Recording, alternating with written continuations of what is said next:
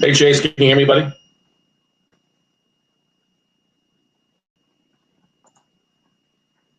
Okay, I can hear you, but I can't see your face. So there you go. Hang on here. There I'm going we to do. go. There he is. I got you. Now we just got to wait for Chris.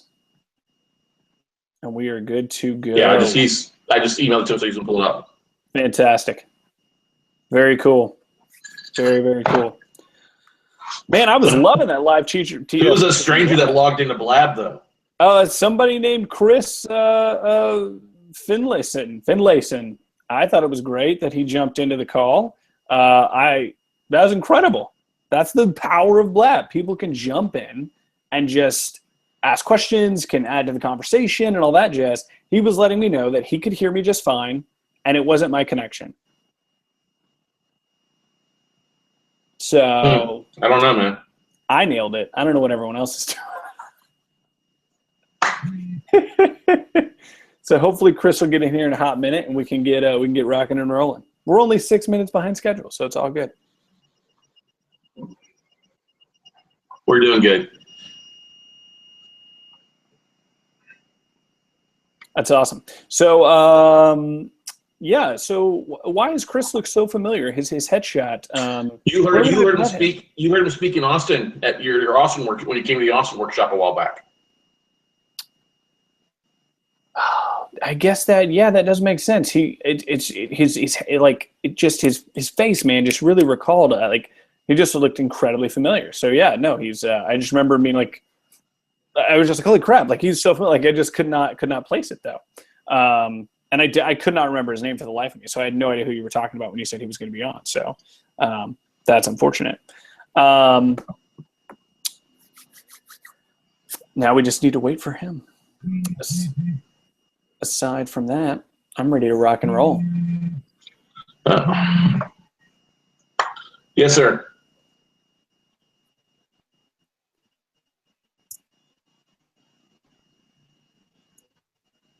Yeah, it pulled up. Hang on here. Let's see if we can get back here. I'm ready. All right. Hang on here. This is what popped up in my inbox here.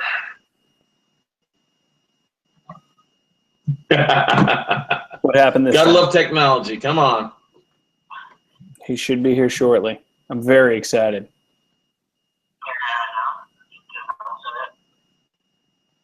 We've got Rich hanging out in the chat roll down at the bottom. Very exciting. There we go. So hear me. Oops.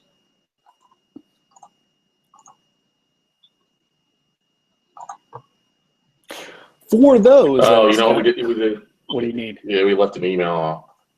There we go. All right, Chris. Sorry, I left the email off the end there. For those that are fans of the Scott Carson, today we added all of the Monday notes over the past year. 30 plus Monday notes have now been added to the YouTube channel as a playlist. Highly recommend you go check those out. Brand new thumbnails, brand new stuff, straight content, ready to be consumed. So if you have not already, definitely go check that out. You can find it. You can, search in YouTube, Scott Carson, We Close Notes, anything like that, and it'll likely bring it up. Note investing, things like that are going to be ways to kind of find all that content. Really cool playlist. It's something, I want to say it's something like 48 hours of content, because like not everyone's like an hour long, some are much longer. So definitely go check all that stuff out, guys, if you have not already. I'm sure he'll be including that in an email soon, wink wink, and it'll be awesome that all of that is kind of collected all in one area, ready for everyone to consume. Rich letting us know that he can hear us just fine over in the chat roll. Appreciate you, Rich. We got Chris, smiling face, headshot. There we go, bud. We're on. Awesome. Real quick, before we dive into anything else, Chris, are you a blabber at all? No, I am not. But I would like to be. I was extremely hopeful that you were, and you maybe had a solution to what was the woes that we were experiencing before, but of course you were not. So there you go. I will let you two gentlemen converse. Have a good day, happy hour. Sounds great. Thank you. Hey, Scott. How are you, bud? Hey, man, I'm doing great, buddy. How about yourself? Glad to have you on. Glad to be here. I really appreciate you having me. All these fun technology things and how they work, It's all good. Can you hear me? Yeah, yeah, I definitely hear you. How are we coming through clear for you, buddy? Yeah, I'm all good. I hear you loud and clear. We're all good. Celebrating happy hour with you. Good. So. Amen to that, brother. Salute. That's actually how we originally kind of met. If you go back to the day back out in Jamaica, having a beer on the beach, something like that, or no, something like that, if I remember correctly. That is correct. Salute, my friend. It's been a fun So few let me years. do this. I'm gonna try something fast. Fun few years.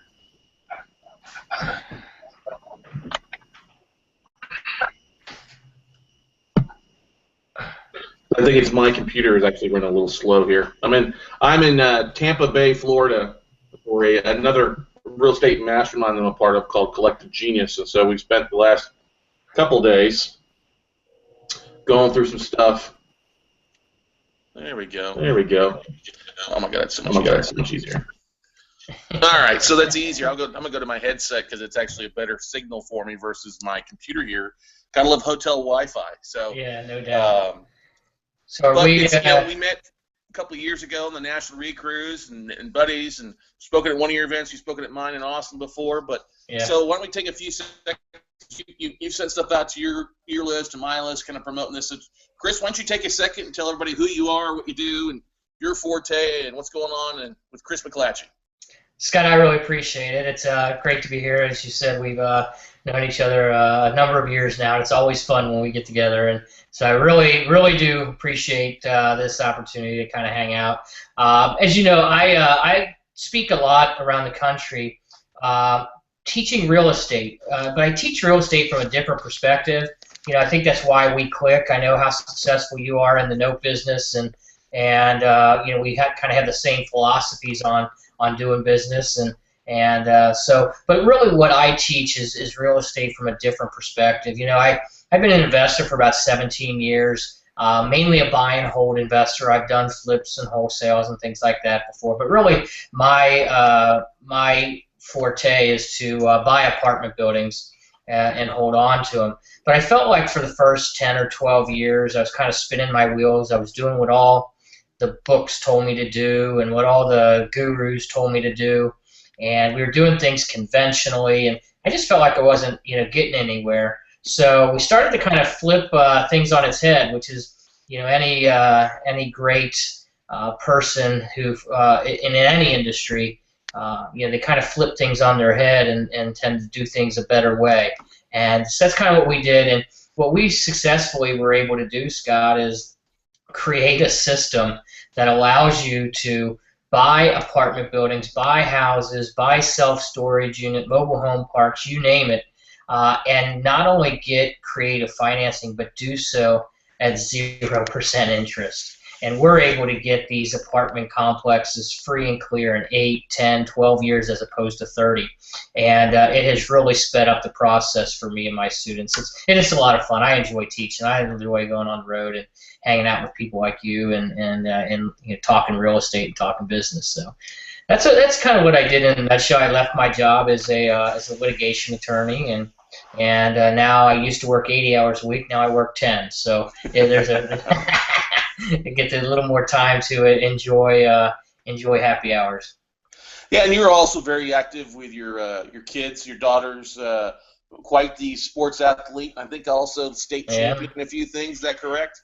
Well, yeah, they are enjoying. They're volleyball players. They softball, basketball, you name it. They're into it. So, and my oldest daughter, she made it to the regional finals on her high school volleyball team. So.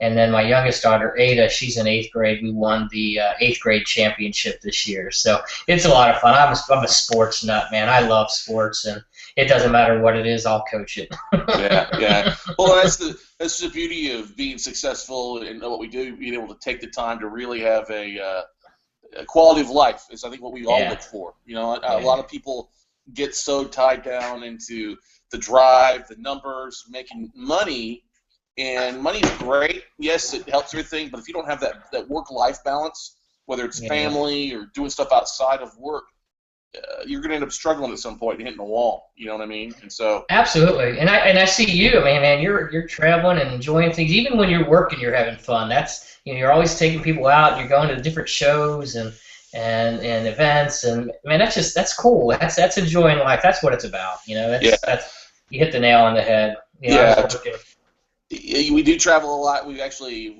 with things like this and going to more virtually, it's helped because we're off the road. I got to give big props out right now to everybody that's watching us, to Chase Thompson, because Chase does an amazing job putting stuff like this together and helping with the marketing side. So it's him and, you know, staff like Stephanie Goodman, and then also people from the mastermind that we have a part of that really, you know, help me stay sane. I know that Danielle does a lot of that for you as well. Got to give her big props, right? Yeah.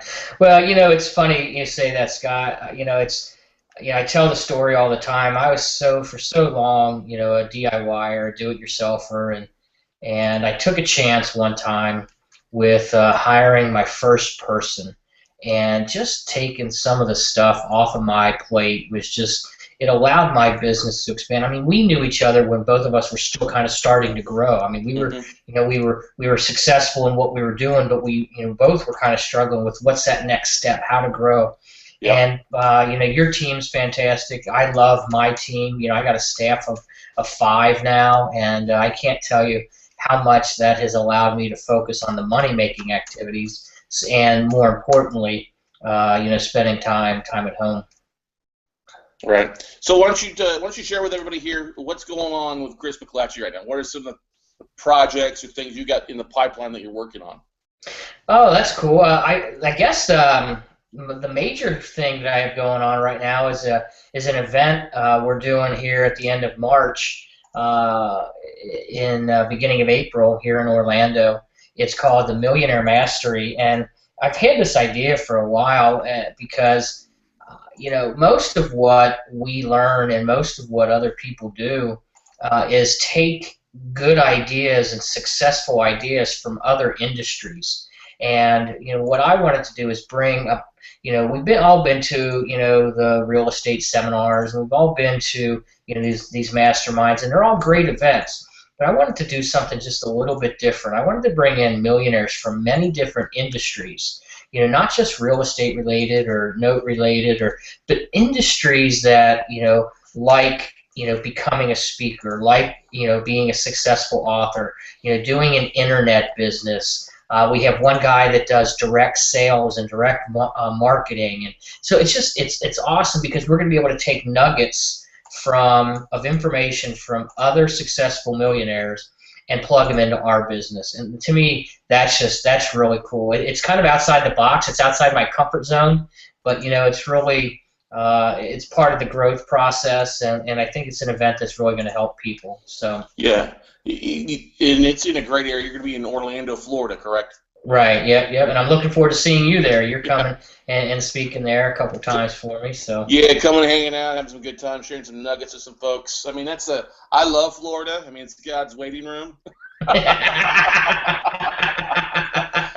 But we see a lot of real estate down in the neck of the woods, and there's a lot. I mean, it's a great area, Central Florida, especially the Central Florida REIT is a great group there in Orlando, and a lot of good things. So it's fun, good group. We got a good group of students out that neck of the woods too, so killing a couple birds with one stone. So I think I know Stephanie, my VP of operations, is already planning a trip to the big rat trap to hang out for a day or two. Well, that's make sure she books it at Epcot. That way you can have a few drinks while you're there. Exactly. Yeah. So, you know, when you're, let's talk a little bit about some of the cool things because I think some people, when they heard you say 0% financing, they're like, okay, whatever. But you really do, and I've actually used the same systems that you teach about, and actually, when I'm working with borrowers on modifications, I'm like, listen, let's do yourself a favor. I'm going to drop you to 0% interest rate. We're going to keep you at the exact same payment, but every penny you make is going to principal. That's right. And you're going to be paid off in 8 years versus 30 years or 30 years plus. And yeah, because you're a big proponent of either have, you're going to get maybe the price that I want or the terms that I want, either or. Yeah, I want both, but you get one, right? Right. Absolutely. And that's it's funny you say that. Everybody's out there like, yeah, sure, right. That's what everybody told me when I was trying to build this system and I was developing these processes. They were like, there is no way somebody's going to give you 0% financing. Scott, I've done it on 7 or more apartment buildings. I have students that are doing hundreds of deals across the country, and I have one student. As you know, and we've talked a lot, but just for those that are listening, out there, to me, it's not so much what I teach. The real question is what I teach applicable to the students? Means, can the students go out and do it? Right. Is the information transferable? And I got students doing these deals all over the country. It's really pretty awesome. But just to give you a quick idea of what we're talking about, I had a 14-unit apartment building that I bought, and they were asking $740,000. Now, if I went out and financed that conventionally, the general rule on financing is that you will pay double over the course of 30 years. So if I borrowed $700,000, I would pay an additional $700,000 of interest. The reason it sat on the market, it was overpriced. Everybody kept going with these lowball offers, and I came in and I gave them their price, but I got them to agree. Every penny I made went straight to principal. As a result, not only did I save $700,000 of interest, it'll be paid off in 10 years versus 30. And with the current rents, the gross rents are about $8,000 a year. That means I stick $1.9 million in my pocket over, instead of sending it to the bank for a payment. I mean, it's huge. You combine that with the $700,000 of interest I saved by giving them their price, which is a little more than it was worth at the time. It's a $2.6 million difference. And so if you know how numbers work, as I know you do, it's really valuable in the negotiation process. It totally is. And so let's go a little bit back further. You've been teaching for a while now, but when you went to school, you became an attorney. Do you remember the exact moment or the exact day that you thought to yourself, man, I'm an entrepreneur. I really am an entrepreneur. Can you shed a little light on that? What kind of led to that and kind of your background that led up to that there a little bit, Chris, for everybody that's listening? Absolutely. May 5th, 1997. You know how I know it? It's one of the first courses I ever ordered said, today you are an entrepreneur, today you are a real estate investor, and they made you put the date in, and it just stuck with me. But really, actually, the first time I really realized I was an entrepreneur was when I was 9 years old. They had just come out with a new bubble gum where they had the little jelly in the middle, I think it's called Bubblicious or Bubble Yum or something like that. And I came home from school, one of my friends, Billy Caney, he had just brought this to school, gave me a piece, and I absolutely wanted it. But my mom, things were really tight growing up, we didn't have a lot growing up, and so I kept begging Mom for this pack of gum, and she kept saying no, no, no. And finally, after like any 9-year-old, I kept at it. Finally, she said, "Hey, Chris," she says, if you find a way to make the money, you can have the gum. Thinking it would just quiet me down and stop me, and so I went and I picked up a bunch of sticks from our side yard. We had some big oak trees. I just picked up sticks that had fallen branches and I went door to door to my neighbors selling sticks from the big oak tree. And I came, and I remember this day, Mrs. Caruso and Mr. White were kind enough to give me a quarter each. I came home so proud. I showed my mom the shiny new quarters that I got, and she said, "How'd you get those?" I said, "Well, I was selling sticks door to door." My mom said, "Give that money back." So I had to give the money back, but because of my ingenuity, she bought me that pack of gum. So that's when I knew I was an entrepreneur. That's awesome. Yeah. What made you decide on law initially when you're going to school to study that?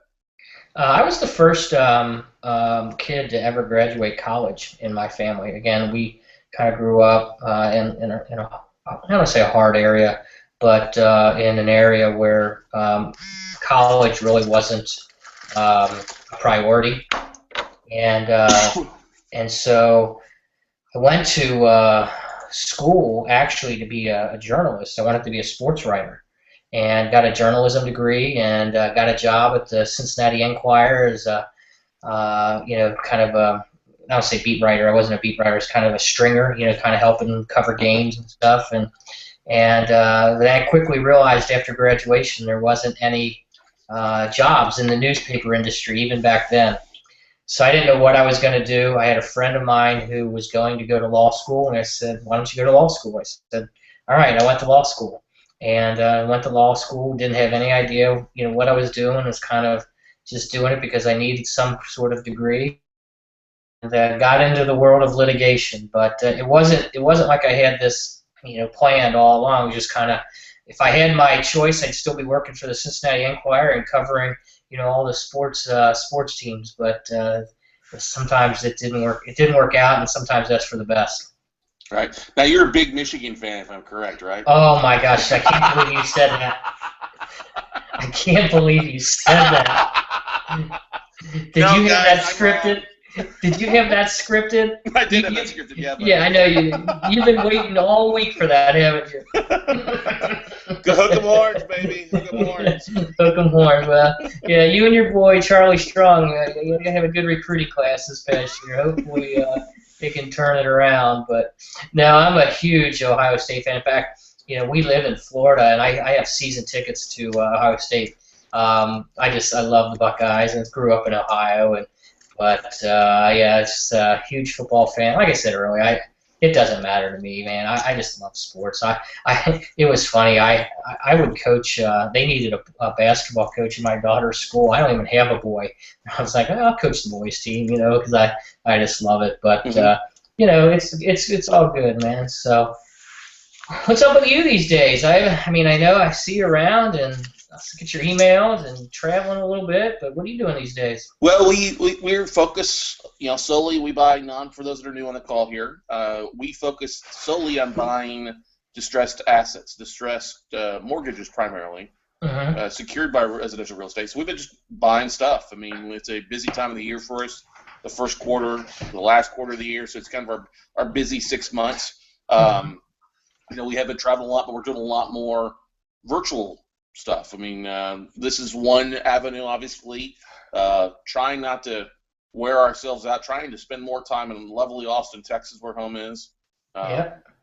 And so we've been just focused on that. We're buying some assets, the debt side, and then working to really rehab the borrowers, trying to modify those. The process of getting a Reg A approved, a private placement memorandum with the SEC. That's in the final works as well. That's in front of the SEC right now. Just kind of trying to. I spent so much time on the road the last 4 years, just really trying to enjoy Austin. We're going to be upsizing, moving to a different office here the 1st of June. Really excited about upsizing, bringing on some new sales staff to really spend more time reaching out directly to banks and asset managers for stuff. But it's literally just kind of getting back into the normality of life. I'll tell you. Traveling has been fun. Seen a lot of things. We're going to do a lot of things, but it's still nice. Really want to focus this year on my health. I've got an extra few pounds we put on that's sponsored by Crown Royal and ribeye steaks. When Peyton says Omaha, I'm like, is there a steak somewhere? But that's for the most part. I mean, we one of the things that's really been exciting about is going from doing live workshops at hotels, doing it to more of a virtual thing. We've got a lot of great turnout with that, and numbers going from 50 people at a workshop to 175 in our most recent one just is really kind of life-changing, making things, people still interacting, still networking, people closing deals, really excited. We had a couple couples close on their first deals last week, and another couple closed on a $250,000 portfolio on Monday. Nice. I know you feel the same thing. You get excited when you close deals, but it's even better, even sweeter when students close deals, because then you're just like, yes, jacked up about it, right? Yeah, absolutely.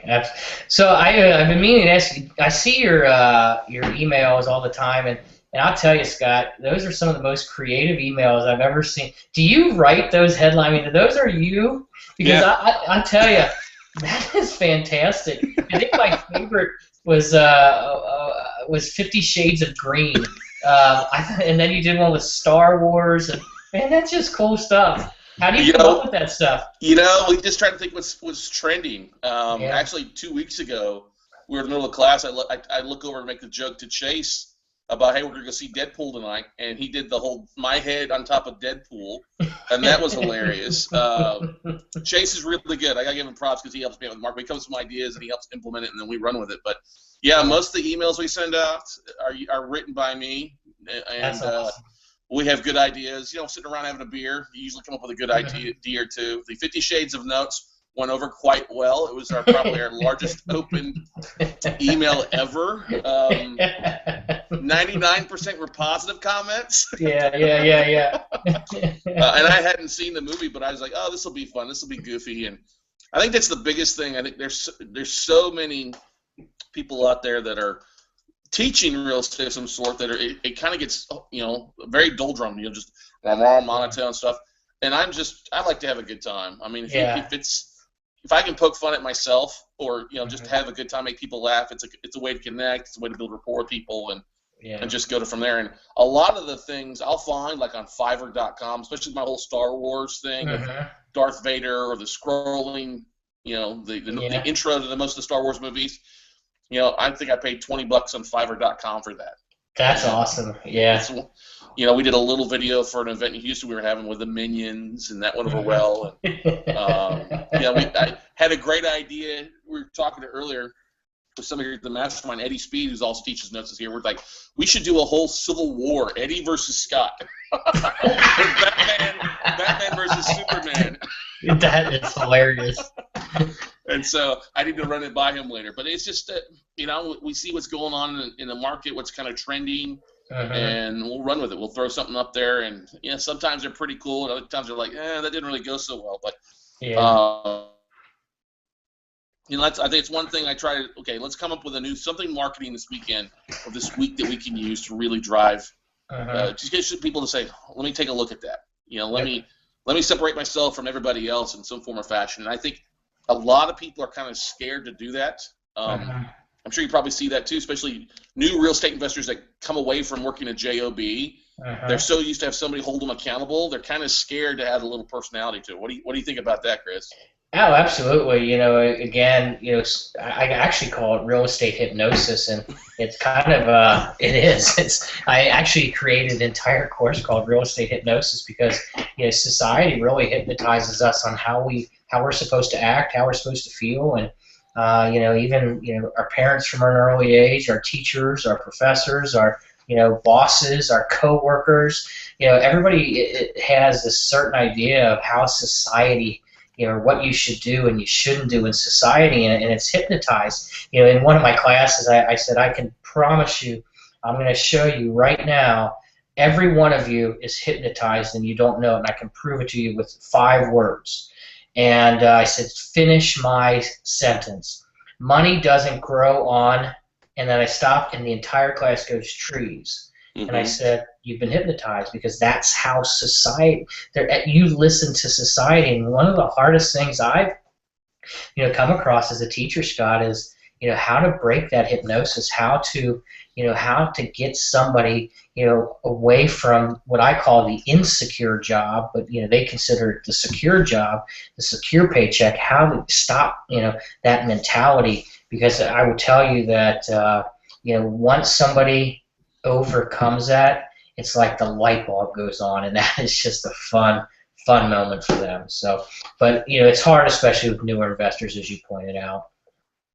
Yeah, what do you think is one of the biggest things that's helped you? Is it that stack of books in the bookshelf behind you that's been influential to help you kind of unbrainwash yourself a little bit, Chris? Or a little bit. Yeah, a little bit. Again, I saw, my dad worked, 2 and 3 jobs. He worked his regular day job. Then he was a sports official, and I even saw him, working, doing like landscaping on the side, and I saw the toll, it took on him, and I didn't want to do that. And so I didn't want to grow up doing that, and so I guess seeing that growing up and knowing that my dad basically passed at 58 because of all that hard work, I just didn't want to fall into that lifestyle, and I actually started listening to Jim Rohn, and some of his teachings, and one of the things that just caught my attention is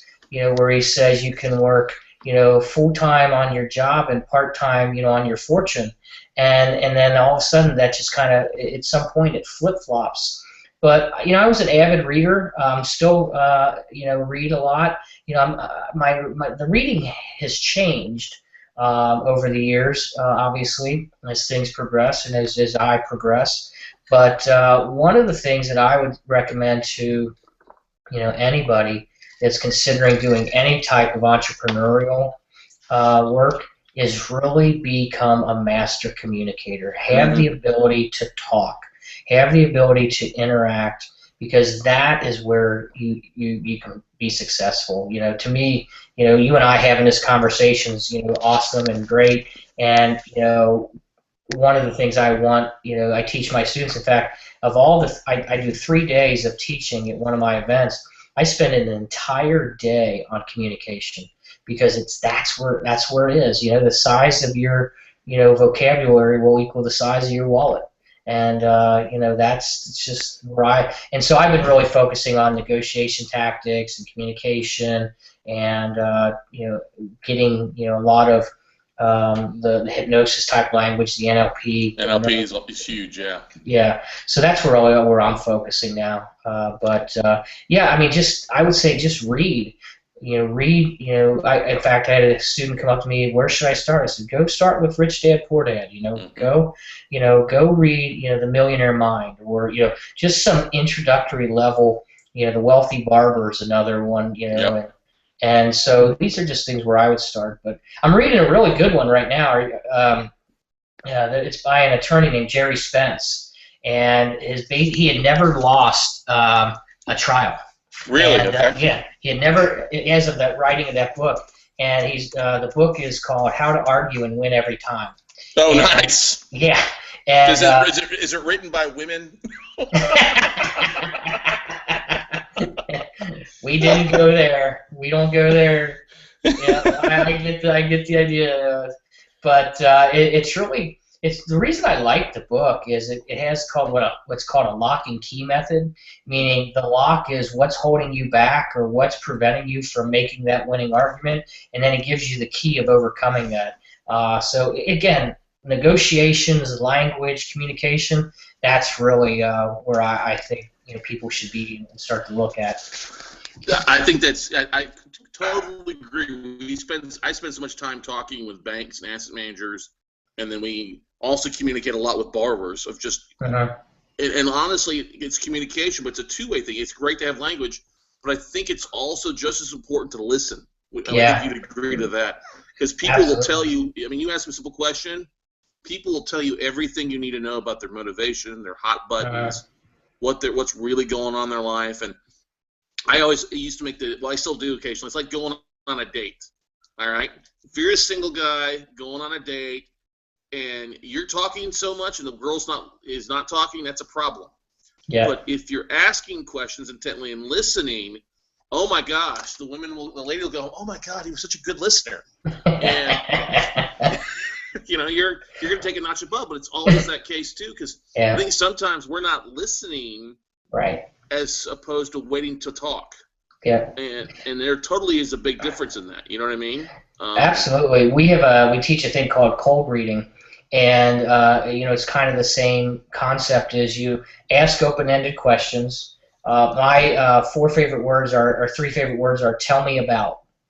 Tell me about whatever it is. And then just like you said, close your mouth and listen. Mm-hmm. People don't like silence. I do a thing in one of my seminars. It's kind of funny. I stand up in the front of the room and I don't say anything. and I literally am counting the seconds before somebody says something. People don't like silence, and I rarely, if ever, get to 10. Somebody either laughs or talks. People don't like silence, and the more silent you are, the more people will tell you. And like you said, being able to pick up on that and the hot buttons and the information, that's where we're going to get deals done. Absolutely. So it is also, silence is also a very, very powerful negotiation tool. It is totally, when somebody mentions price and you sit there and think about it, I can tell you how many times people have come down on their price without me saying a damn word. So that's a great book. I put for those that are watching, I put the link up on the website, the lead pages here. I'm in the process of reading right now Damon John from Shark Tank.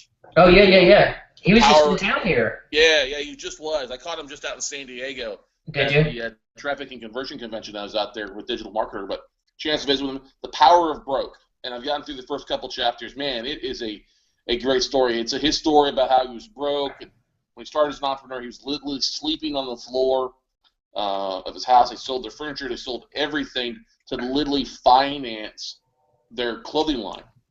And I think a lot of people take that for granted. I know that after I got, before I got divorced, we were very down because we made, we bought a couple of houses, full value, not taking the education side of it, but thinking we knew more than what we actually did. And you learn more about yourself, I think, when you're down, and what you have more faith in yourself versus those that succeed all the time. Because I don't think those people that are given everything, that have success right out the gate, they really have.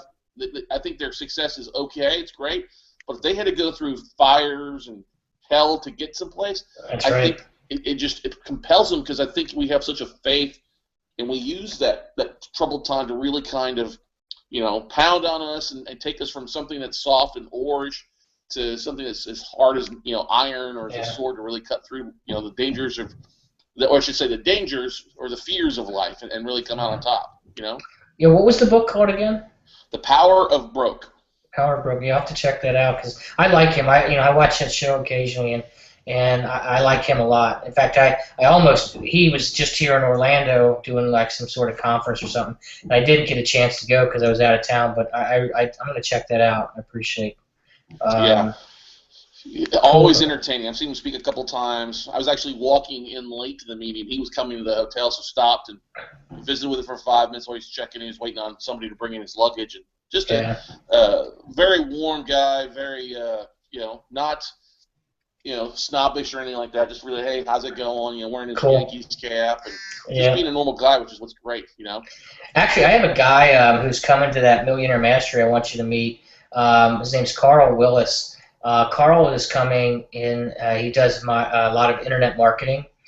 He's doing a presentation on internet marketing. He, his wife, and his 2 kids were living in a car. They were homeless, and the wife said, "I want you to be an entrepreneur. We will, sacrifice what we have to sacrifice in order for you to be successful." And at one point, the 4 of them were living out of a car.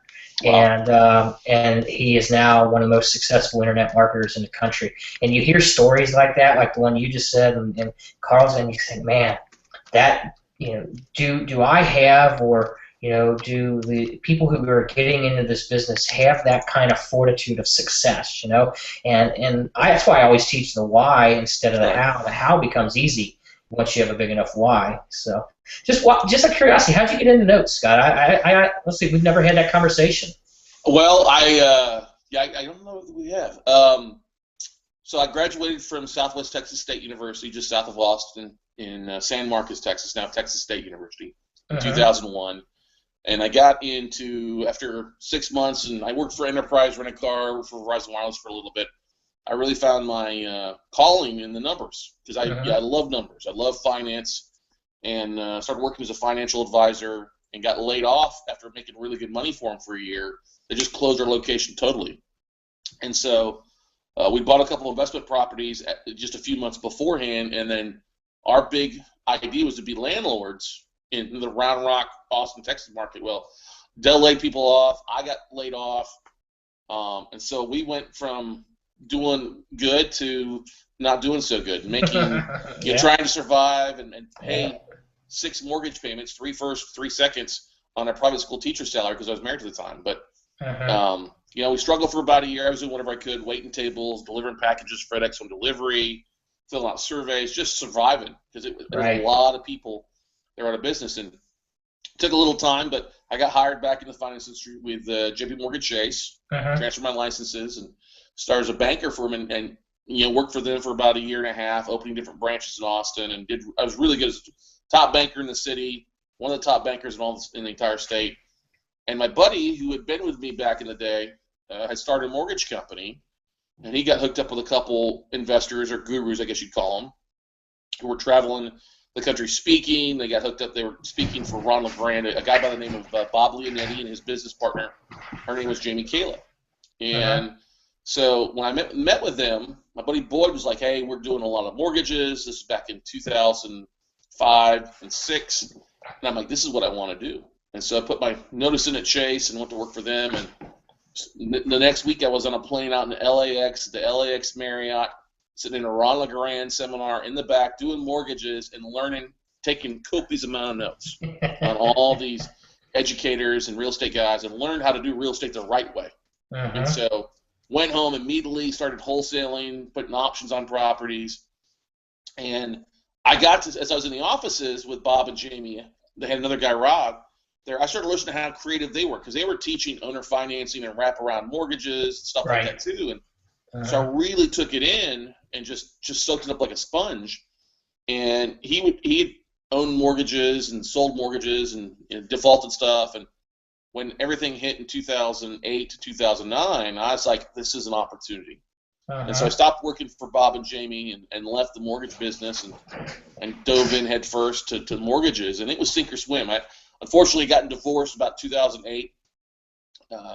But I literally said, okay, I'm going to plant my flag here. I'm not going to focus on anything else, because I was like a lot of other investors. You know, I was doing a variety of different things to make money, because I was like, oh, I can make money doing this, or I can make money doing this. You know, I was a jack of all trades and a master of none. And that's right. I had a good friend at the time who was like, listen, I see you making money, but where are you really making your most money? If you focused on one thing, what would you make the most amount of money on? I go, notes. And so, well, he was like, maybe that should be your key to focus. And so I was like, you know what, you're right. And so I stopped doing short sales. I stopped kind of focusing on everything except notes. And that's just started focus on calling banks, you know, the asset managers, and literally started getting lists sent to me. And first deal we closed was $50,000. Next deal we closed was $3,000. Third deal was $1,500. Next deal was $35,000. I'm like, okay, I'm good. I'm good there with this. Yeah, that's awesome. You know, that was back in 08, 09, and the note industry was a different story back then than what it is now. It's a lot easier to do now than it used to be. All these sources that are available out there didn't exist. I mean, you had to like fight some of the bigger banks to get stuff. But I wouldn't change it for the world. I mean, I have had some low points where stuff didn't close and things like that, but I absolutely love what I do now. It is so much fun. I still get to scratch the itch of being a fix and flipper or things like that after we've bought the note and can move it all off. But I like the paper game. I mean, it just is what it is. There's so much out there that we tackle. You're just stressed up. There's another wave coming of the stuff that's already hitting with some of these loan mods, but it's carved our niche out, and we've done a really good job. Our marketing has helped us. That we're pretty excited. It's a Note Educator of the Year in 2014, which was a big honor for me. And we got some really cool things. I'm sorry, what, Chris? I said that's awesome. That's a cool story. Yeah, and so what's funny is my mom still doesn't have a clue what the hell I do. She's like, oh, you really didn't do very well years ago in that real estate stuff. Why don't you get a regular JOB? And I'm just like, Mom, you just don't get it. You have no clue. Yeah. Did you like going on the cruise I sent you on? Did you like going that? Well, that wouldn't have been paid for by a JOB. That's right. That's right. You know, it's funny you touched on something that I absolutely would recommend to any investor, and that is pick a niche. Yeah. You know, because so many investors try to do so many things, and I was doing the same thing, wholesaling, rehabbing, buy and hold. And I tell you, as soon as I picked my niche of just creative financing with apartment buildings, all of a sudden people looked at me as an expert. And so when an apartment building with creative financing came across their desk, I was the first person they thought of, so I got the phone call. Whereas if, everybody else, if I'm doing everything the same as everybody else, you're just kind of white noise, Yep. It's almost counterintuitive, though. People say, well, if you're too narrowly niched, you're not going to do a lot of deals. And for me, it's just been just the opposite. And that's kind of what I'm hearing from you, which is interesting. That again, just another thing, our stories kind of match and philosophies match. We didn't even know it. Realize it, but that's kind of funny. Yeah, I'm finding that more and more common. People struggle, they overcome it, they kind of self-educate, they get out of the hypnosis and make things. Who was your hero when you were growing up? I mean, who was the person that when you were a kid you just idolized? Did you have somebody like that you really idolized? I know it sounds kind of cliche, but it was my father. And I think it was partly because he had a high school education. Mom's staying home, not working, so we had one, income coming in. My mom stayed home, raised 5 kids. I really did, kind of idolize, what he had to go. My dad was adopted. He basically had to move out of the house where he grew up at the age of 18, was on his own, and so hearing that story of survival kind of, really made me kind of idolize, his fortitude and perseverance. From a other perspective, my favorite character growing up was Batman. I absolutely loved Batman. The billionaire, gone vigilante, kind of was very attractive. That you had this guy who still had everything he ever wanted or could ever want, but yet he still wanted to do, some sort of good in society. That was just kind of. He was kind of like my. So this Batman versus Superman thing coming up is going to be fun. It's going to be interesting. So, how about you? Same. Well, my dad is always my best friend, and a big idol. I got my work ethic from him, but I was always a big baseball fan. So Nolan Ryan was like, ooh, I collected baseball cards, watched every game he pitched. But as I got older, my dad was an entrepreneur and owned a local hardware store and other things, and so. I remember being in the 3rd grade. Somewhere in the 3rd grade, my dad left working for a company and started the hardware store in this little small town outside of Corpus Christi. And I remember going in daily with him during the summer and getting everything set up. And then we opened up and, sitting in there and helping him run the register. And I could go cut pipe and keys and wait on people. And really saw the giving nature that my father had. He's like, somebody coming on, I need a 2-inch piece of wood for something. He's like, whatever, take it. Or I need a single washer or a nut. Oh, go ahead, take it. It's fine.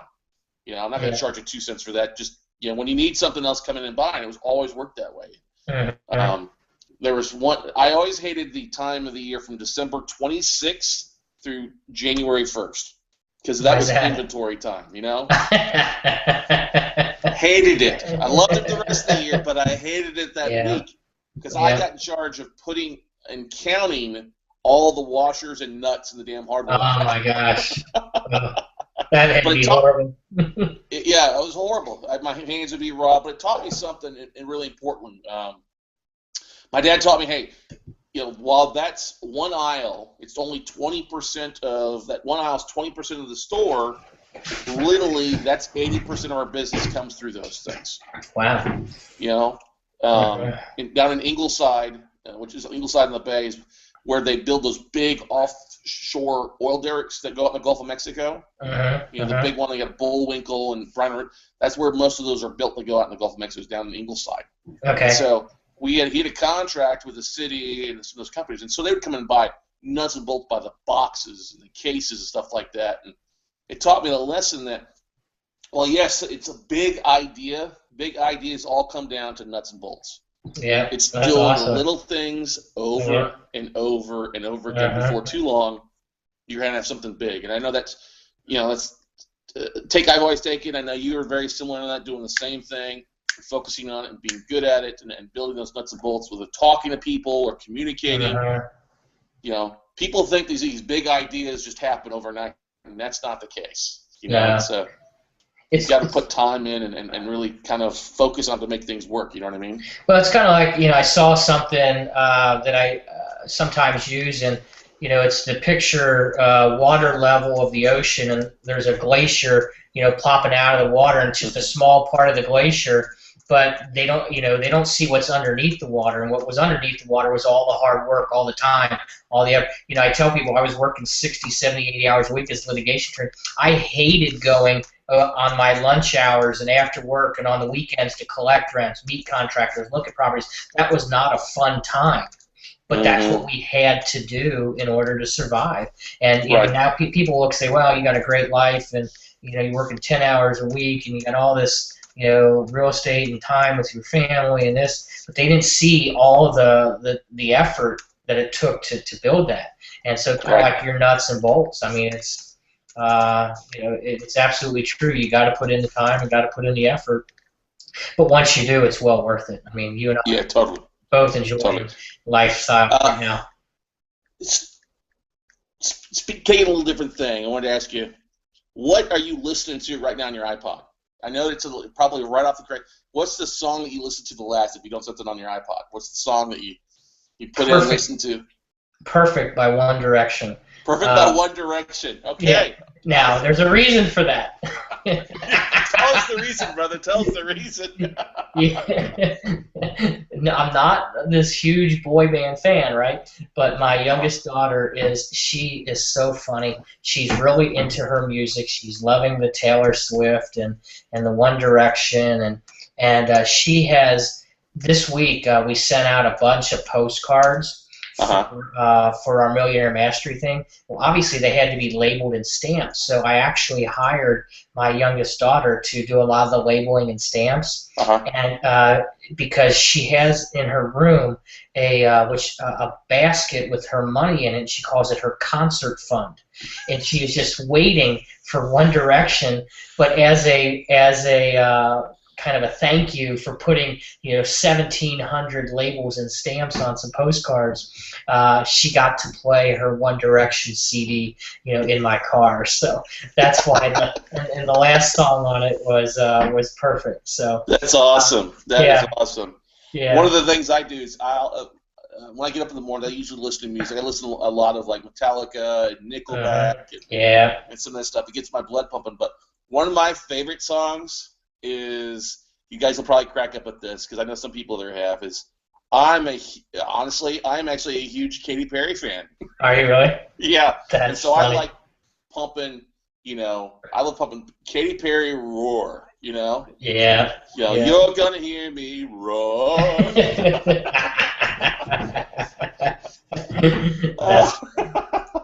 So you're kind of like a later heavy metal, like a 90s heavy metal, where I'm more of the Van Halen and Deep Purple and Motley Crue and Def Leppard. Best concert. Those are great.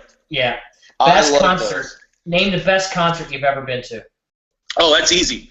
Guns N' Roses live in Las Vegas here last October, 2 Octobers ago.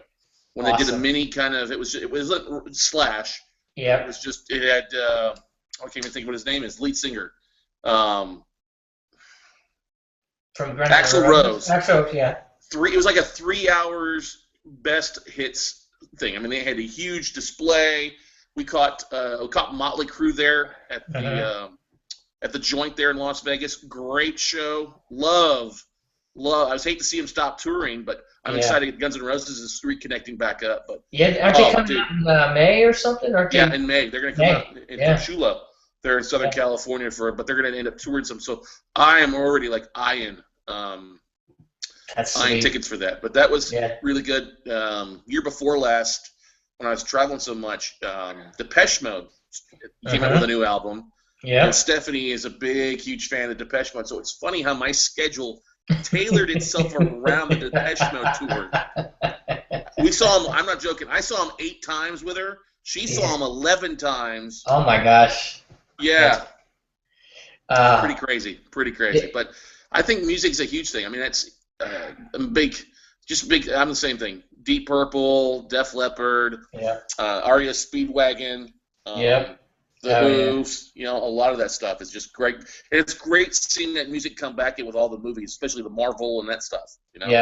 Yeah, no, it's good stuff. Best concert I ever went to was I saw Def Leppard at Riverbend in Cincinnati. And Riverbend is it's an outdoor venue, and they have what's called the grass area.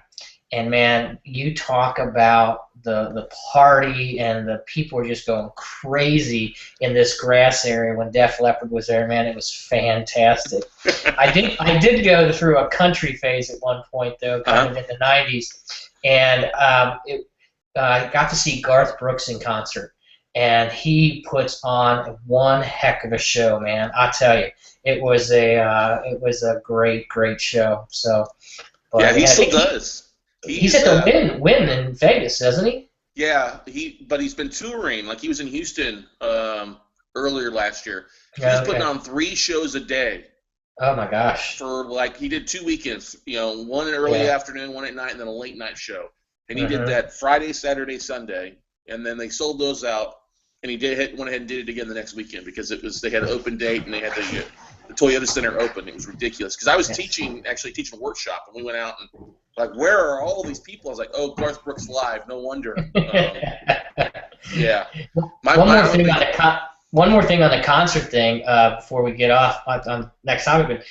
My wife, when we were living in Cleveland, she worked for the Cleveland Clinic, and they needed the Kiss was in town for their farewell tour, and one of the guys was having skin issues because of all the makeup. So she actually was the one that went back to do the skin check on one of the members of Kiss. We got to go backstage, meet Kiss at the farewell tour. That was a cool show. That was a pretty cool experience. But seeing these guys without makeup, there's a reason they're wearing makeup. Yeah, Gene Simmons is not the most attractive man. I got a chance to hang out with quite a few country stars growing up because when I was in college in New Braunfels, Texas, which is between San Antonio and Austin, there is the Texas oldest dance hall called Green Hall, and it's where George Strait and Willie Nelson and a lot of people growing up, were play at. I'm sure you're familiar with like Chris Christopherson and we'll go to Lukenbach, Texas. Yeah. That's only about an hour and a half away, but I saw Pat Green and I literally helped move Jerry Lee Lewis's baby grand piano on stage, and that's awesome. Waited on Merle Haggard and the Dixie Chicks and Toby Keith, and all these acts were coming through either on their way out or their way up, and it was just most of them were just laid back. Actually, I always like to tell a story that when Willie was playing there one Memorial Day weekend, it was my birthday weekend, and so I got picked. I was waiting. I was like, who wants to deliver breakfast tacos to Willie Nelson at midnight? I'm like, I do. Totally do. And so he gets off. I've been kind of a roadie doing a little security. Bartended early, got off, and then so I went and got breakfast tacos. We'd already arranged it from a local taco place, and came back and knocked on the bus. And the security guard said, "Go ahead, go deliver. You're fine." Open up the bus, and it is like something straight out of every time you see Willie Nelson in a movie. Just this cloud of Mary Jane smoke comes rolling off. That's hilarious. And then he go up the bus, and he's sitting there with his guitar, just, "Hey, man, you want a hit of my doobie?" I'm like, "No, Mr. Nelson, I'm good. I appreciate it. I already got high from walking on." But I ran into him actually on the San Antonio Riverwalk a while back. He was staying at a hotel there, and he going down, getting a little trim, and that's great. A lot of those artists are pretty laid back individuals. Yeah, it is cool. And they're just really real cool people. So absolutely. So what's on the tap for this weekend? For what big plans do you got going on this upcoming weekend? This weekend is my youngest daughter's birthday, so I am taking her and her 3 friends out on the boat. We're going tubing and doing a little grill out for them, and building a little fire so they can make s'mores and marshmallows and stuff like that. So pretty fun-filled family weekend. I do take off next week. I'm in Las Vegas for my meeting out there, and then I'm in Phoenix and then DC the following week. So it's kind of the calm before the storm right now. But a lot of good time right now out on the water, and I'm looking forward to having her and her friends, have a good time. So how about you? What are you doing? We are going to hang out here for probably an extra day here in Tampa with some friends. I know. See some friends hang out. Might hit Ybor City and hit a few of the home, the cigar factories here. I like a good cigar every once in a while. Pick up that stuff and fly home, and then I'm home just for a day before flying to Portland on Tuesday to speak there at a RE Club, and then I'm then home for 5 days. And then where do I go from there? I guess maybe I'm home for a week, which would be nice before my next workshop. But I had a schedule like yours. Going into this last month, it was events like 5 weekends in a row, which that's a lot of travel and wear on you pretty fast. Absolutely. Yeah, it's March is kind of a busy month, but it's the nice thing is, and this, Scott, is I take the entire summer off. I take June and July off, and I couldn't do that in an old job, but June and July is for the kids and the family, and that's why I work a little harder in the spring and summer or fall. But it's all good, man. Things are good. Life is good. I had a great gift today. I woke up and I'm alive. So that's I can only enjoy that. Always enjoy that. So. Yeah, good stuff. Yeah, we're gonna ask you one more question before we wrap it up here. Before I do that, though, do you have a website that people can go to for a little more information about your upcoming event here at the end of this month? Yeah, absolutely. You can go to www. It's Millionaire, MILLIONAIRE, millionaire-mastery.com. So it's the hyphen millionaire-mastery.com. You can go there. Scott, you have a code, I think. What do you do? I think it's SC 2016. They can get $100 off, the ticket with your code. So put the discount code in, and if you're interested, come on down. It's a good time of year to be in Florida with all the weather up north. So I'll give you a good excuse to come on. So. So it was millionaire-mastery. What was it? Because it kind of broke up a little bit there. .com. Millionaire-mastery.com. Cool. I'll put it on the lead pages for those that are interested. Yeah, there it is, March 31st, April 3rd, 2016. That's awesome, man. Well, last question I got for you. It's a half question, and we always like to make people fill this in. Chris McClatchey is blank. Fill in the blank. Chris McClatchey is happy. Yeah, that's good. And excited because it's life is good, man. I can't explain that enough, and things are good, and kids are good, and we're going college visits for my oldest daughter, and having fun, and more importantly, I think the other aspect of this from a business perspective is my students are doing well, and I know that you've said that. It's one thing for me to do well, but seeing somebody get their life changed, because they don't have to work anymore, is really more fulfilling than anything I've done. So I am happy. That's good, man. Love it, man. Well, hey, Chris, I want to thank you for taking time on your busy schedule to join us. I want to thank everybody that joined us online here. Appreciate you guys dealing with a little bit of the technology hiccup, but hey, we overcame and had fun anyway, right? Absolutely. So, Scott, it's always a pleasure, and look forward to seeing you, okay? See you later in a couple weeks, buddy. Salute, everybody. All right, see you, buddy.